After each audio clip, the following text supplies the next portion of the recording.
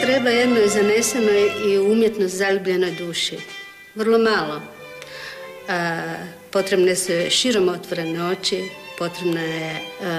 potrebna je koncentracija, potrebna je mašta i potrebna je igra.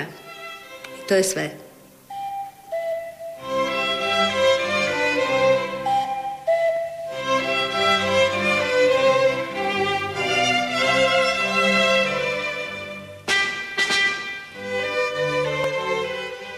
U slici zametnutoj i pohranjenoj unutrini bića još u djetinjstvu, te tako očuvanoj kao izvor nepotrošene mašte, skriven je jedan čudesan, lepršav i nestvaran svijet. Svijet čaroban i neobuzdan, fantazmagoričan, poetičan i zaigran. I sve je tu moguće i izvedivo. Radovi Irene Podvorac inventivna su, bajkovita i živopisna priča, koja spaja bujnu imaginaciju i točnu realizaciju, pritom priznajući samo jednu jedinu zakonitost, onu nesputane mašte i umjetničke slobode. Irena Podvorac kiparica je najmlađeg naraštaja. Tek je nedavno, 2000. godine, diplomirala kiparstvo u klasi Marije Ujević na Zagrebačkoj akademiji za likovnu umjetnost. Njezin izraziti autorski vizualni poredak uvijek potiče novo iščitavanje i nov doživljaj, koji je često drukčiji i svaki put obojen novom autorskom osebujnošću.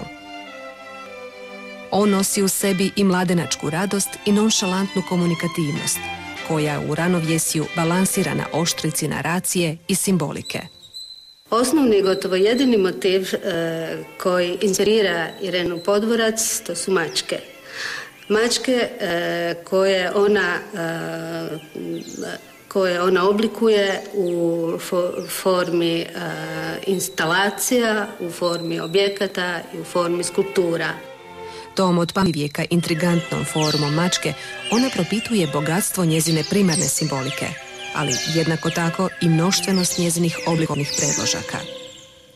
U ambijentalnom postavu kiparica ostvaruje mogućnost poigravanja i značenjima i formama, te naposljetku uspostavu cijeloga novoosmišljenog vizualnog sustava.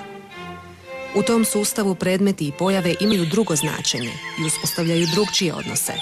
Zbilja leluja na nekoj neodređenoj granici dodirljivoga i nedodirljivoga, a predodžba dvoji između viđenoga i zamišljenoga, između svjesnog i podsvjesnog.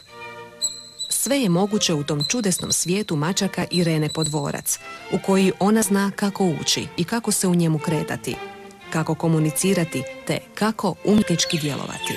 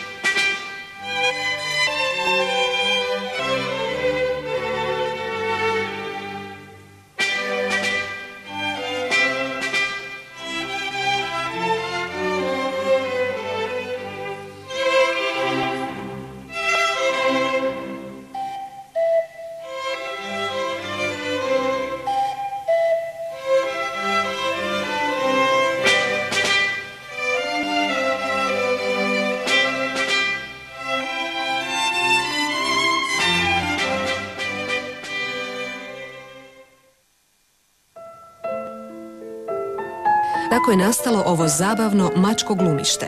Scenografija je postavljena od nekoliko prizora isprepletenih i ulančanih u niz kadrova.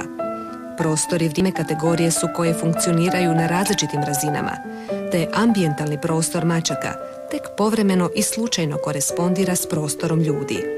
Jer kratko je vrijeme njihova doticaja i susreta, a i kratko je vrijeme dodira paralelnih svjetova.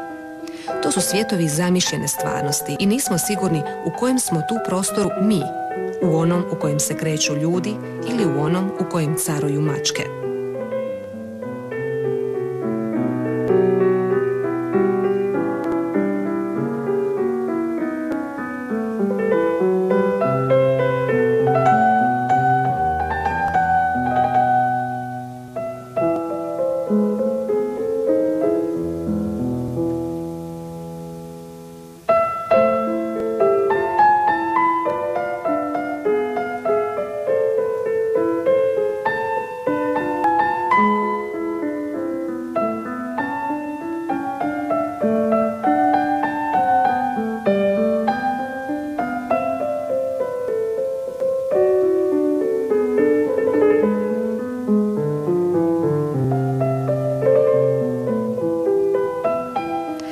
Oblici skulpture i pojave kao da ovdje poprimaju drugčija značenja.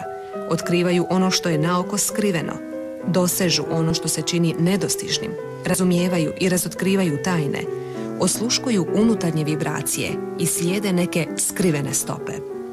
Otkrivaju nam svijet s neke druge, nepoznate strane, strane s koje se vreme i prostori spoznaju drugčije, gdje se govori drugačije i gdje vladaju drugčiji instinkti. Skulpturom ulazi Irena Podvorac u prostor igre kao u maštovitu i prišljivu slikovnicu u kojoj nadahnuto i domišljato s osjećajem radosti olikovljuje priču o mačkama. A ova priča curi u prostor u vidu ambijentalne instalacije, u začutnom mačko-glumištu koje u svom programu ima novu, sugestivnu i privlačnu likovnu predstavu.